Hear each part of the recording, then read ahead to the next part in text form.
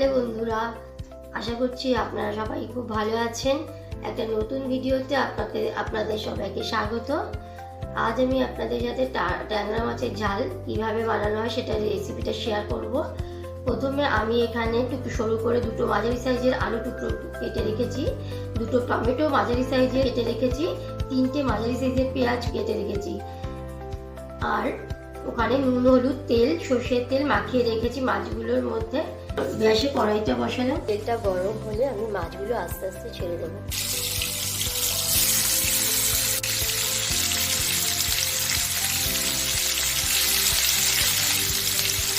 কালো জিরে ফোড়ন দিয়ে আলুগুলো আমি নেড়ে চেড়ে লাল করে ভেজে নিয়েছি। রেখেছি এই পেঁয়াজগুলো আমি এর মধ্যে দিয়ে দেবো।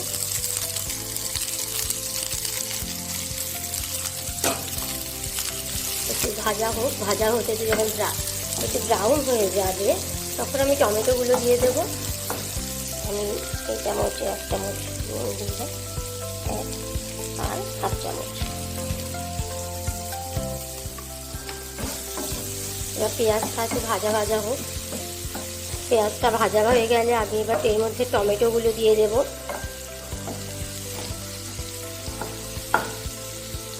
এখন দেখতে পাচ্ছেন যে পেঁয়াজগুলো মোটামুটি ভাজা হয়ে গেছে। এর মধ্যে আমি এখন টমেটো কেটে রেখেছি, এই টমেটোগুলো দিয়ে দেব। টমেটোগুলো দিয়ে দিচ্ছি, দিয়ে দিয়েছি এর মধ্যে। একটু নরম হলে এর মধ্যে হলুদ আর লঙ্কার গুঁড়ো দেবো, দিয়ে কষে এর মধ্যে জল ঢেলে দেবো।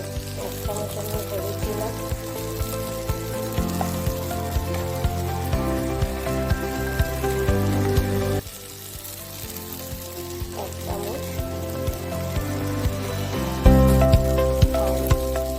দেড় চামচ আমি লঙ্কার গুঁড়ো দিলাম।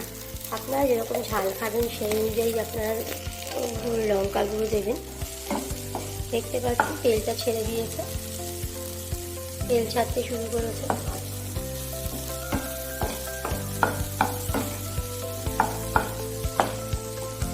অল্প করে জল ঢেলে দেবো।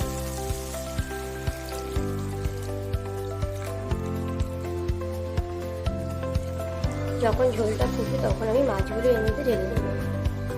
দেখতে পাচ্ছি ঝোলটা পুরো ফুটে এসছে, ঝোল এখন ফুটছে। আমি এখন এই ভাজা মাছগুলো রেখেছিলাম, মাছ ভেজে রেখেছিলাম, এগুলো সব ঢেলে দেবো।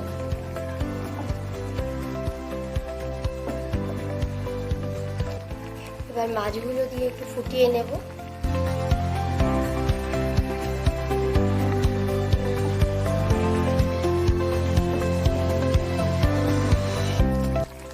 এখানে 2-3টে কাঁচা লঙ্কা চিড়ে দিয়ে দিলাম।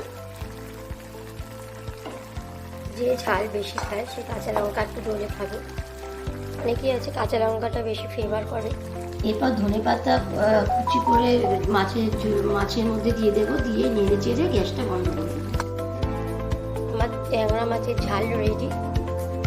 ভিডিওটি ভালো লাগলে লাইক, শেয়ার এবং সাবস্ক্রাইব করবেন। আমার সাথে থাকার জন্য ধন্যবাদ।